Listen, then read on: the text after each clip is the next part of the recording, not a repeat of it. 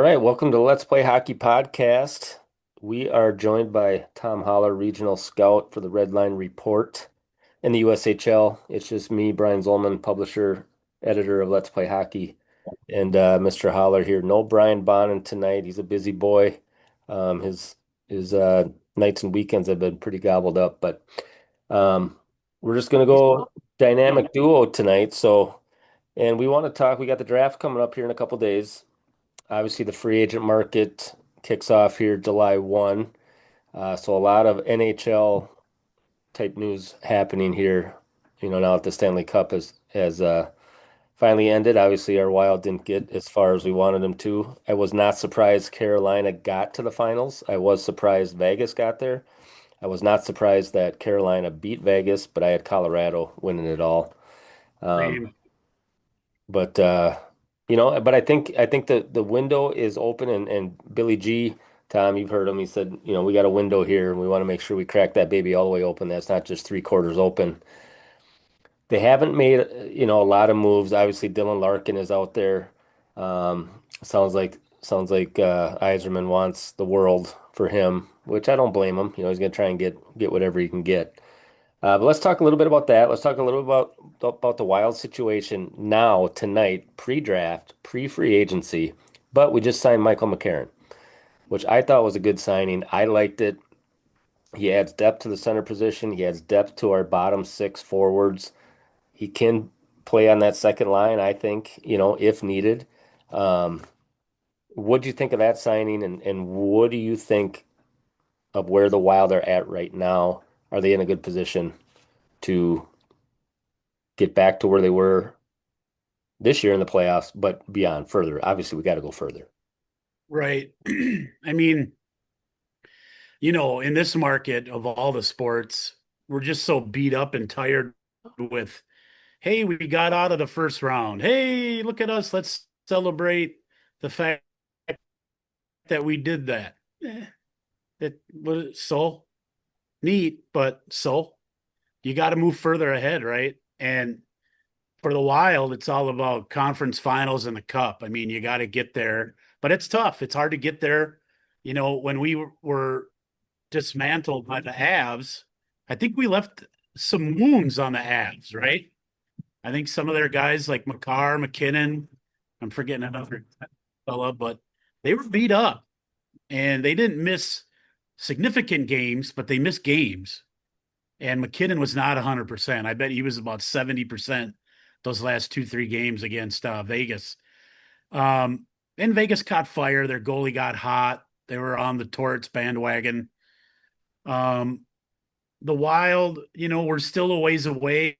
I think we're a legit top 8 team. We're a legit conference semifinal team.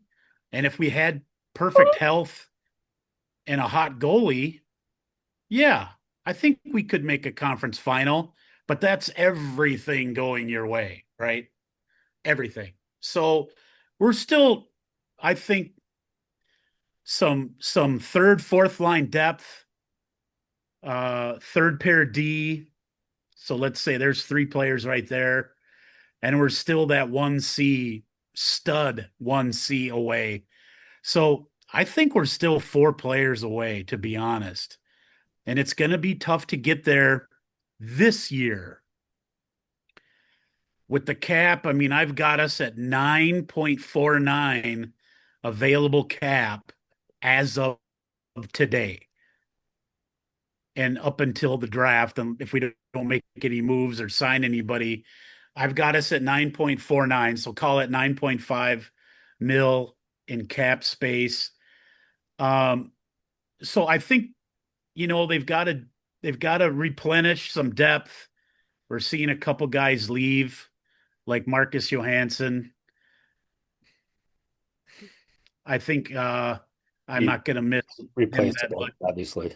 Yeah, replaceable. Um, Brink's got to step up, maybe, hopefully, and do that. Um, or Hunter Haight, but I just see Haight as more of a right winger. I think Zuki comes back. I think there's no choice but to do that. Um, it keeps the peace. It keeps the first line intact. Gives KK his motivation and playmaking partner. And I think, I mean, even though he's going to turn 39 shortly, I think he's got a year, if not two, in him. I really do. I think you can get Zuccarello for 2 years at 4 mil, and you still got five and a half, 5.5 million to go. But it's going to be tight, and it's going to be real tight. Now, that cap number is, in my mind, that's taking into consideration what you're already paying Hughes, and then the cap increase of another 8 million July 1st. That includes signing Hughes, because I think he's going to take all of 13 and a half, 14, dare I say 15 million. He's getting 15. He's got to I get think 15. so. I think so. So that number, that 949, includes signing Hughes to that, but I think Hughes will be 3 years at 45 mil, 15 AAV. Well, That's I see it. yeah, time will tell. I think that's going to happen before anything else happens. I think it needs to happen before anything else happens. Obviously, Dylan Larkin's name has been out there, and it sounds like, and we talked, he's not necessarily a 1C. And I think I don't know if we have enough to give up. Rumors were that they wanted Hartman, was it? Were they asking for Hartman and Brodeen? Or do I they want Eck and Brodeen? I felt like I heard Eck and Brodeen, a first rounder, and then I think like a like another player, like another up and comer, like maybe Strammel. And Yeah. that's too much. If we you know if you could write the story, you'd say a 27th, 2027 first rounder, you know, okay, you're off. I'll give you I'll give you Brodeen maybe. That's it. Yeah. See, I don't even And, think I'd give Brodeen. and I don't know. Yeah, We're so weak on the blue line. I just don't think we I can know it. afford to give him up. We saw what happened when we didn't have him against Colorado, and I know it. I know it. I mean, unless Lambos and Hunt are ready to take that next step, and Hunt, he looked okay. I think he's gonna, he's ready you know, to be a yeah, third pair guy. Hunt's gonna have to be ready because we need a third pair D because we're losing people. I think Bogosian, I don't see him coming back. Um, I think it's time to move on. I mean, we love the Bogosians, Nick Foligno, nice fuzzy warm story there. Uh, us locally, Not at 4.5 mil. no. So No. I think you're going to see Faber, Quinn, Brodeen, Spurgeon on his last year, by the way, and Middleton, because he is signed for 3 more years Mhm. and would be tough to move. And Damon Hunt slots in on that third pair. And I think he's ready. He's making the minimum 775. So I think he gets like a 3-year deal at 1.3, 1.4. And Hunt will be all right. I like Hunt. He's decent. I like his path. So we don't have enough to give up for Larkin. If we gave up all of our, Strammel, Urov, you know, uh, Eck, I mean, you're just giving up. You're depleting your squad, and you add Larkin, but you're negating the move. I mean, you're not. Robin Peter to pay Paul type of Yeah, situation. and Yeah, you still can't pay Paul in the end. right. So I, I just think Iserman's going to be too smart. That's why, Larkin had his three original teams. And then all of a sudden, Iserman was like, hey, Dylan, you're going to have to up that to 6 or 7 teams, buddy. And he did. And now Dallas is heavily in the mix, apparently. And there could be, last I saw on the Twitter sphere, if you will, was Dallas is in the lead right now, which I know makes us just sick, but they would be giving up Robertson for him, which Boy, I don't know if I would do that either if I were Dallas. I wouldn't do that. I wouldn't make No, that trade.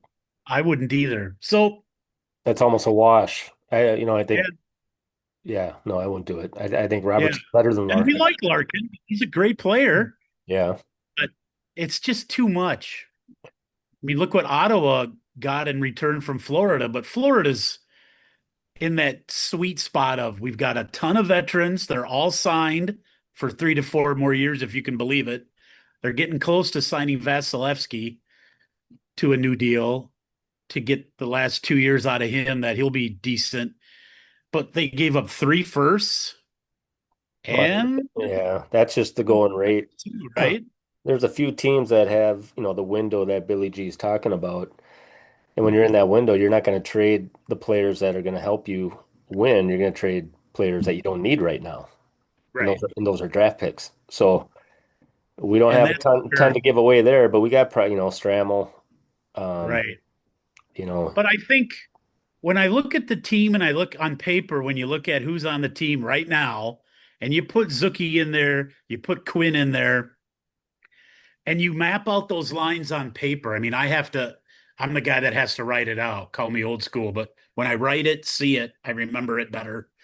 And this is all these moves are to have the exact same team you had last year, minus Tarasenko and Marcus Johansson.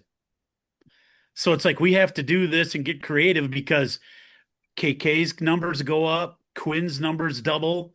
I mean, both of their numbers double essentially. And so you're doing all this creative work and getting some guys to come in cheaper, hopefully, because you can say, hey, we're positioned for a run in the playoffs. Come here. People like it. It's a great place to play. You got to do all that maneuvering to have the exact same team. We just don't have the assets anymore to make a huge swing. But you never know. Billy G might come up with something. You never know. yeah, I think the play is to stand pat. I think we wait till 2027 free agent market. I mean, I agree. it's loaded. The cap increases. There's just more, it's almost like the dealer at the blackjack table. You're down to last couple chips.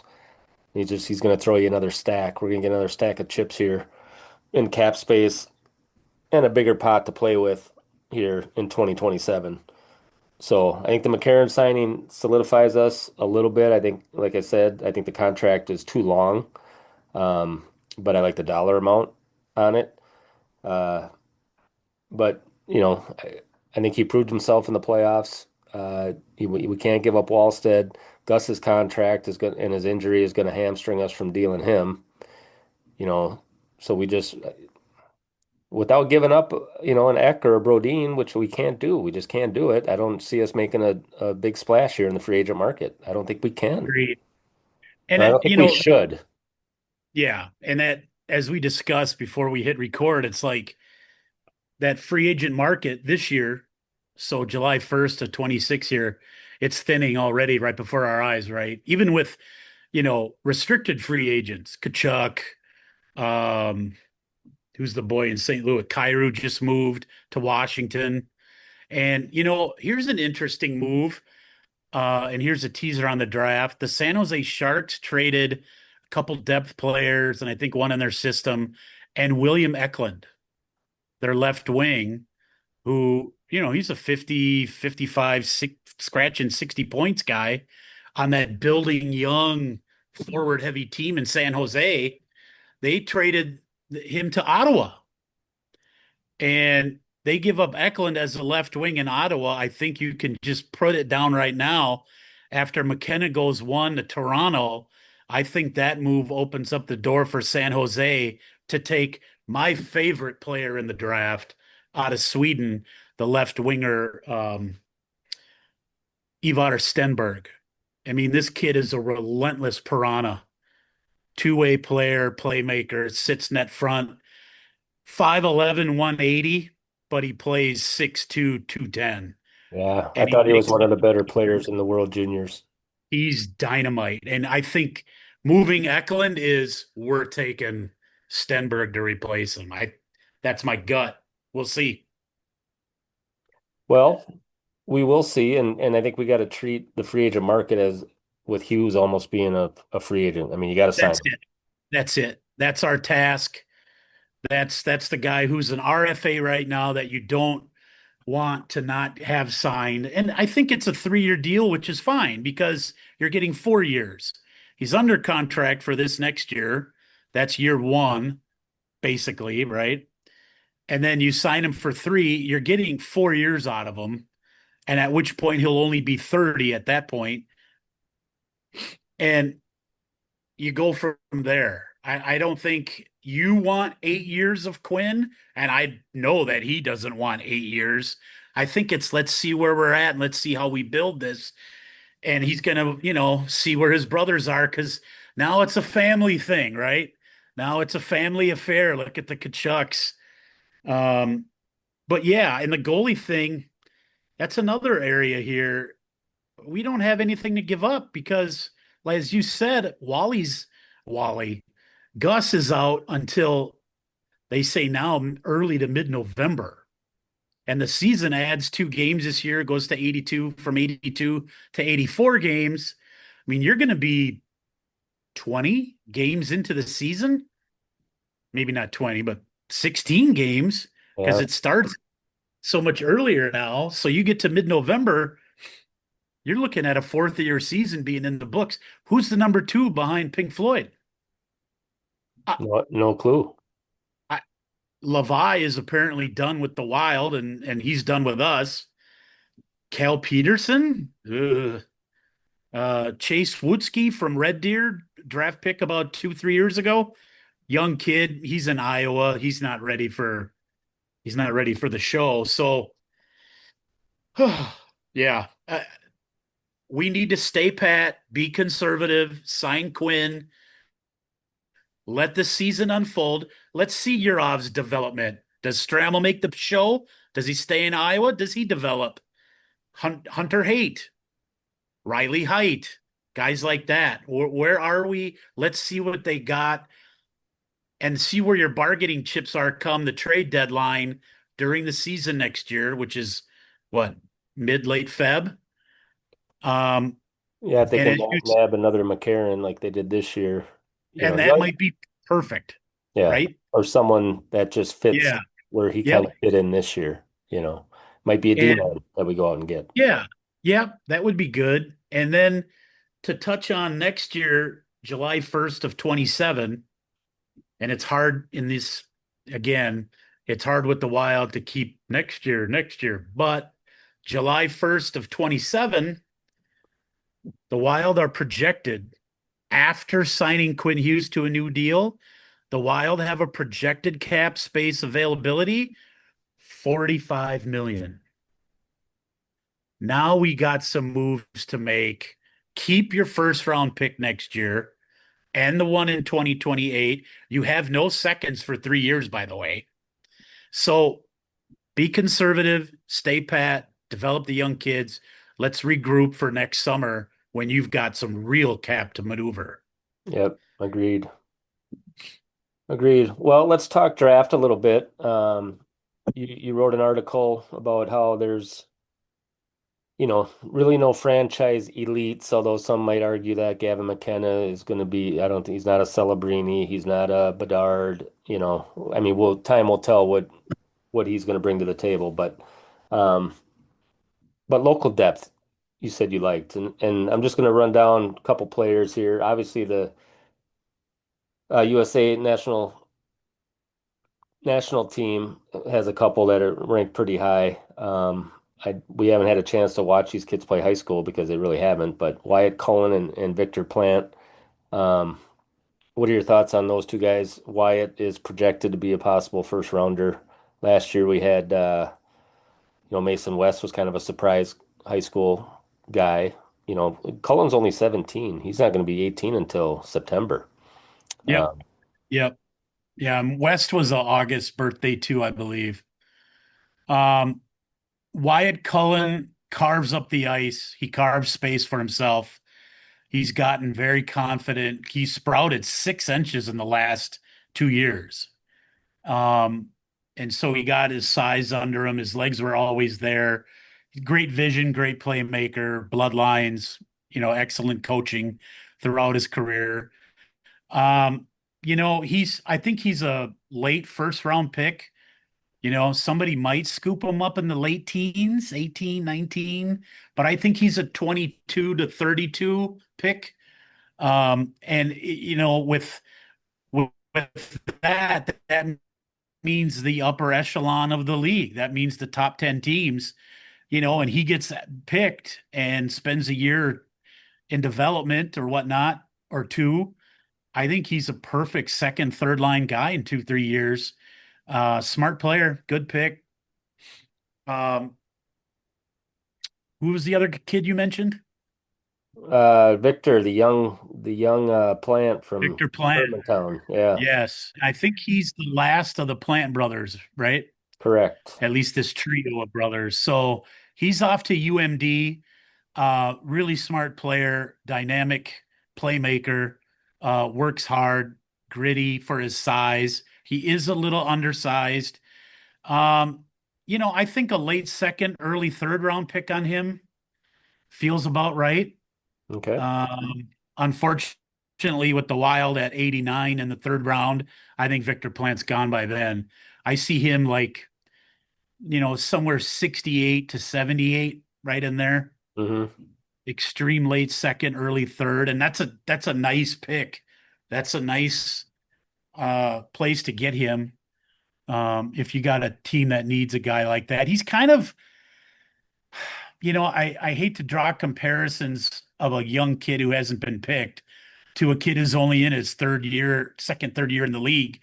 But Victor Plant kind of reminds me of a Jackson Blake kind of player, Hmm. playmaker, great vision and hands, smaller, but I'm going to fight like a dog. I'm going to get at it like a dog after a bone, baby. That's Victor Plant.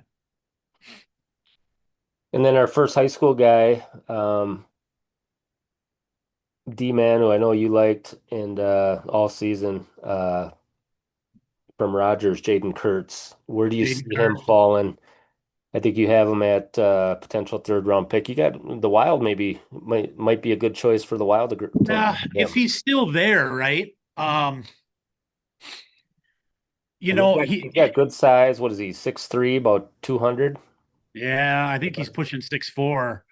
So I think I could be wrong on that. I mean, I'd love to, you know, I always kind of poke fun at the Homer angle and all that stuff. He's one of us. But if there was a year and if he's available in the third round at pick 89, I think Jaden Kurtz would be a terrific pick for the Wild.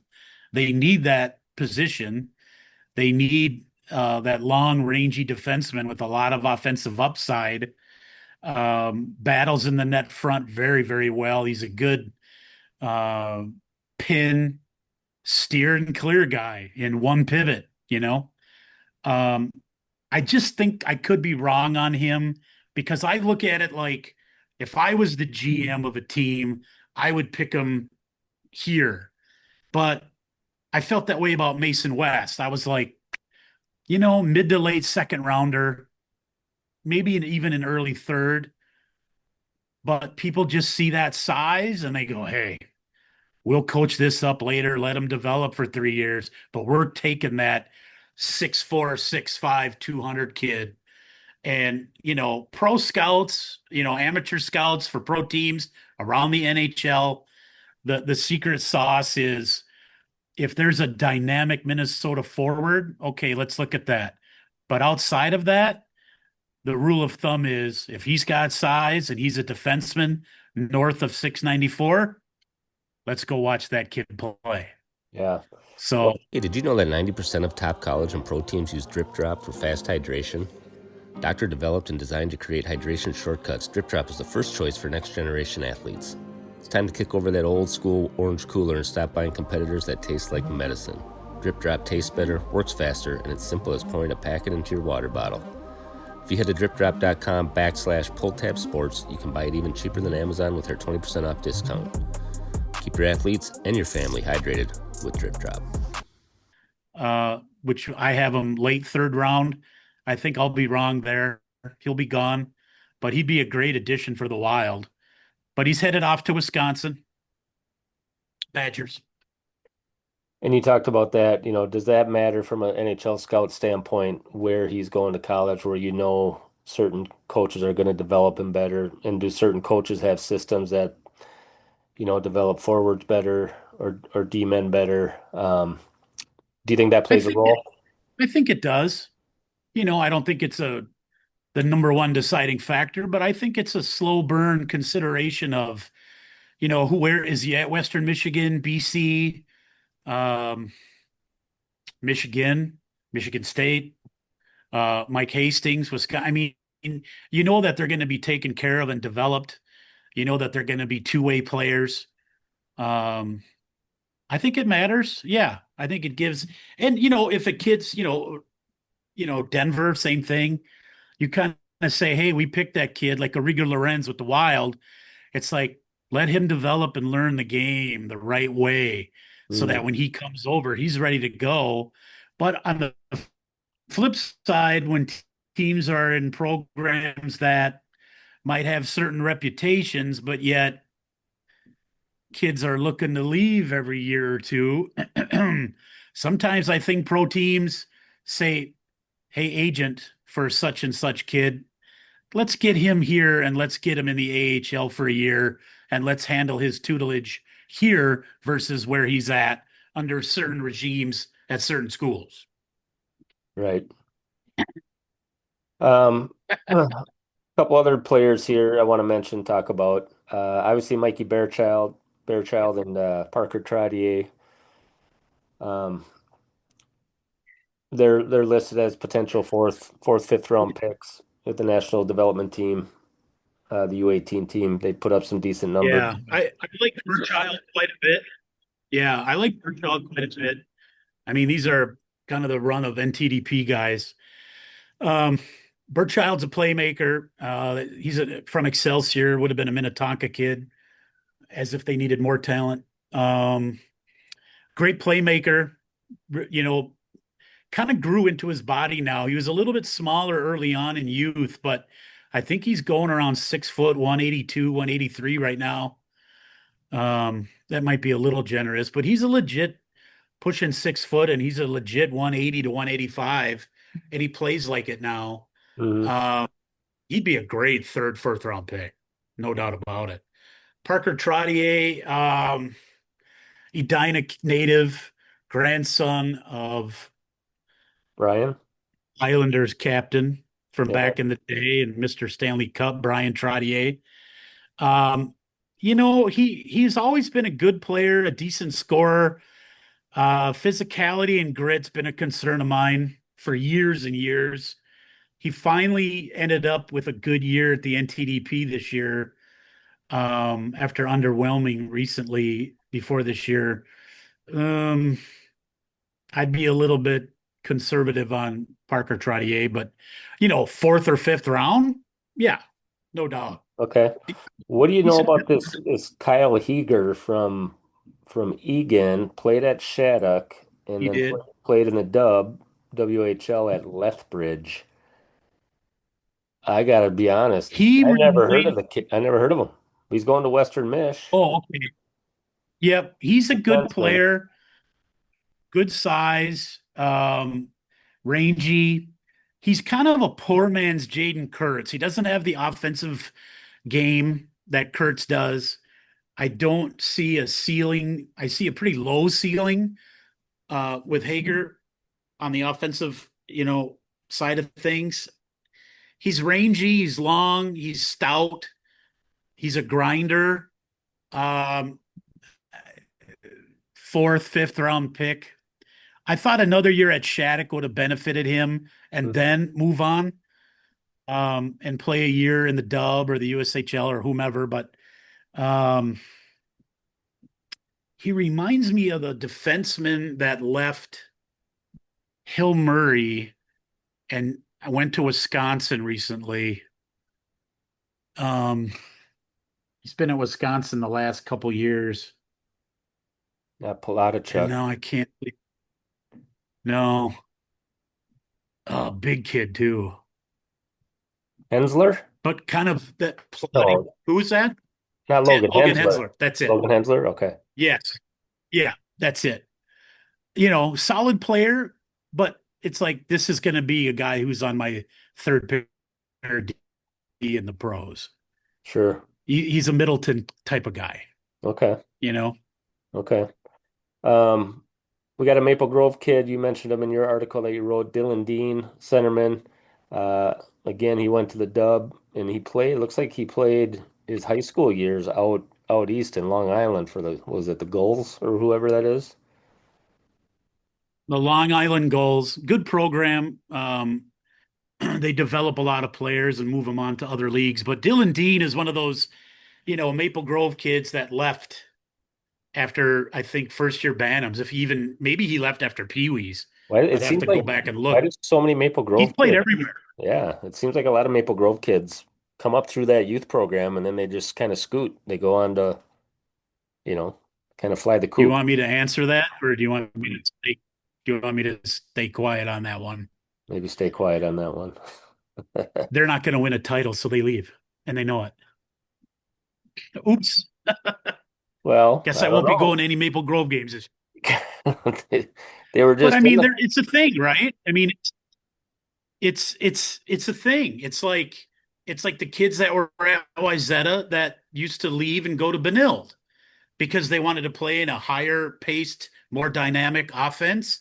And Wayzata plays a slower, grind it down game.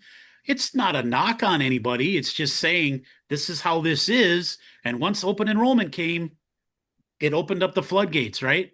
It's like think of all the Woodbury kids that if they stayed and didn't go to Shattuck or leave early for wherever, or go think to of the Hill. Woodbury team, I don't go to Hill Murray. right? Yeah.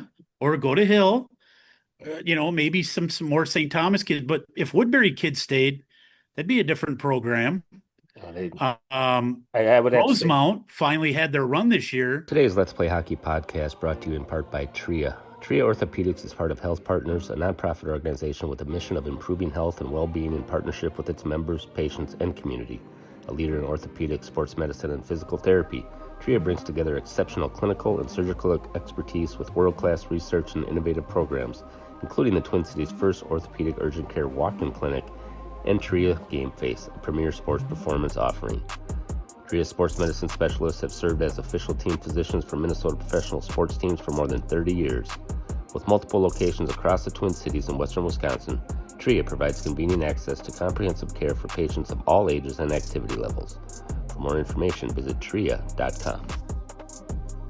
Yeah, and so Rosemount broke through this year finally because they stayed, right? Those seniors stayed together and they got the young hot goalie. But think back through the years, if they didn't lose those kids to Shattuck and the NTDP, Rosemount would have been on their fourth or fifth trip to state because they've had a ton of talent go through Rosemount.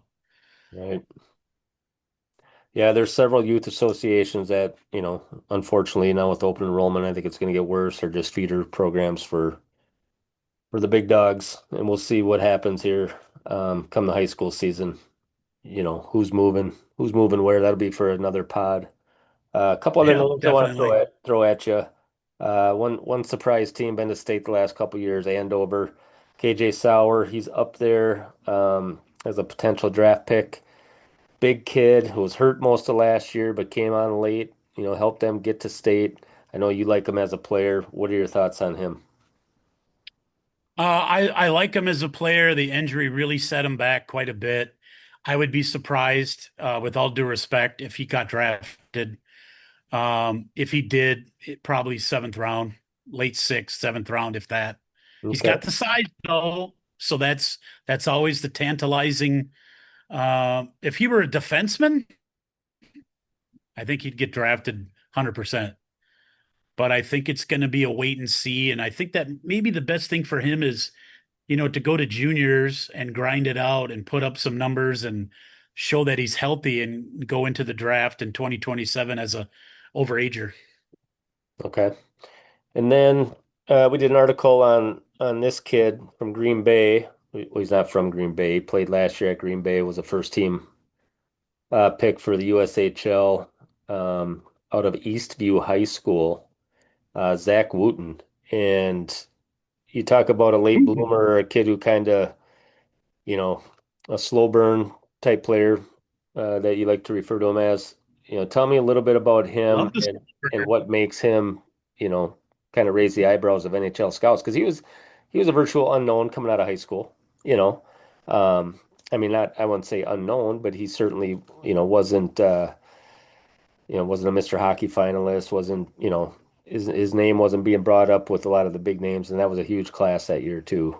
But what are your thoughts on Zach? Yep. Well, he's a worker.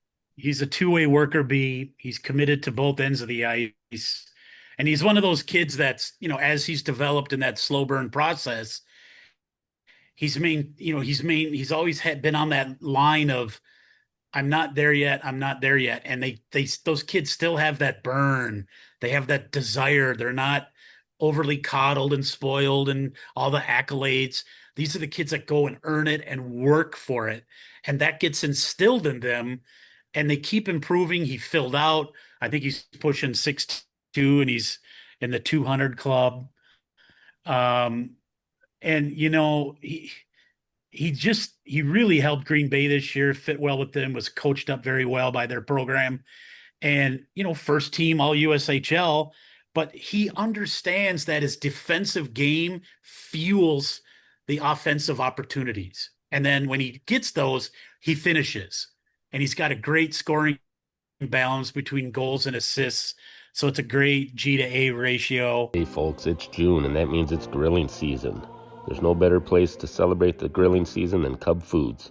From the new Cub Pub Burger to drinks, you'll be in great shape to host the next neighborhood grill out with all your backyard barbecue essentials.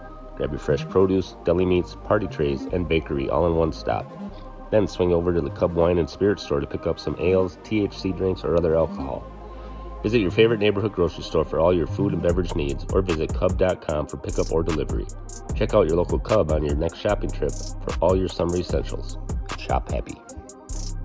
I think he's a second year overager, isn't he? And I think you're a scout and you look at that and you go, hey, boy, oh boy, that third, fourth round, I wouldn't let him go further than that. That's a tantalizing player. That's a great value pick because you get that heavy grinder that can finish. Well, that's a Carolina, Colorado, Dallas, Minnesota Wild player right there, right? Right. I mean, again, I hate playing the home card, but boy, oh boy, if you gave me Jaden Kurtz in the third and I got Zach Wooten in the fourth for the Wild, yeah, they're hometown boys, but those are good fits for the Wild. I'd be excited about that. And another player, big D man, out of Holy Big Angels. time. I know you watched him a lot this year. Was Teddy Lechner? You think he's got a shot to get taken? Yeah. Theodore Lechner. I do. Needs to put on some weight, needs to get physical, and he will. There's a kid that's on that Zach Wooten path, I think.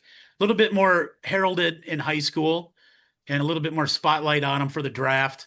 And, another kid who's long, 6'3" ish, a little bit thin right now, but that'll come. But I kind of picture him as a fourth, fifth, maybe early sixth rounder at latest. Good rangy defenseman, great stick, smart as they come, stays out of the penalty box, um, and offensive upside big time. Really good passing defenseman too. Great setup, man.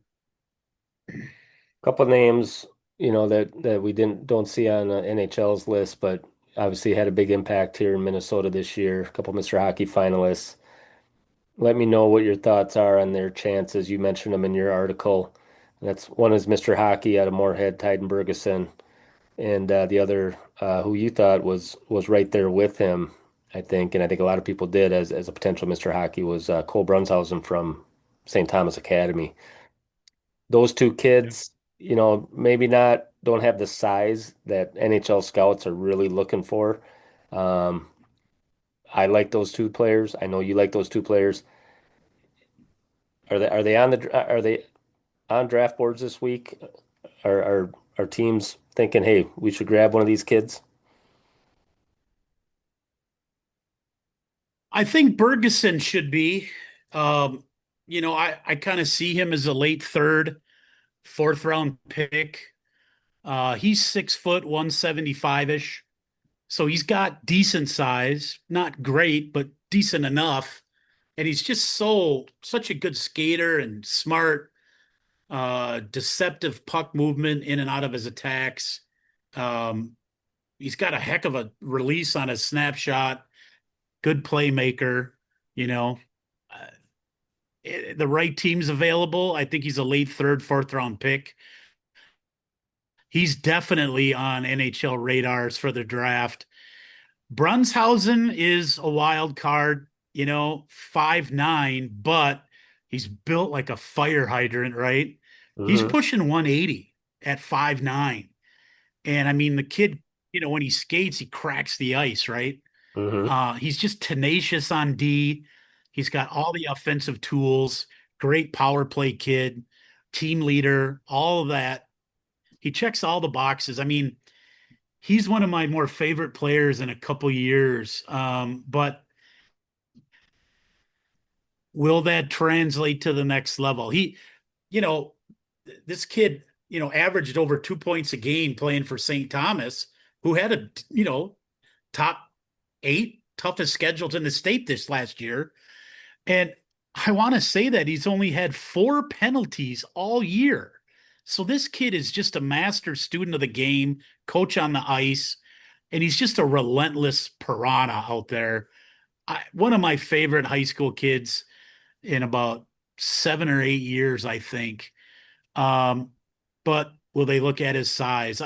I think he's a late sixth, seventh rounder if he goes, and I hope he does because I'm rooting for that kid. If not, Hey, hockey fans. We know when you're not at the rink, you like to go to the lake. Now, there are boat people and there are pontoon people. Boat people like action, and pontoon people like to cruise and just chill out. Well, we got good news. Rave Sports has designed the ultimate raft for people to do both. Say hello to the Big Easy Boat Towable Tube. It holds 2 to 4 riders, features 2 super-sized coach-style seats that face each other, and even has 4 cup holders and room to fit a cooler for lake tailgating. It's Mardi Gras on the water. It's going to feel like you just put your favorite lazy boy chairs into your lake life. So whether you're handing out big rides or just looking for some easy living, pick up a Big Easy towable tube at ravesports.com. Remember to use promo code PULLTAB for 20% off your order. Rave Sports. Make waves. Tell us how you really feel. Reed Larson Award winner. I thought he was, yeah, excellent. Brandon Mickelson, D from Moorhead, and then you got Zimmerman, his teammate there. You got him listed as Mickelson as a potential fifth rounder, Zimmerman as a potential late pick in the seventh round. Gosh, I don't think teams could go wrong by grabbing either of those guys either.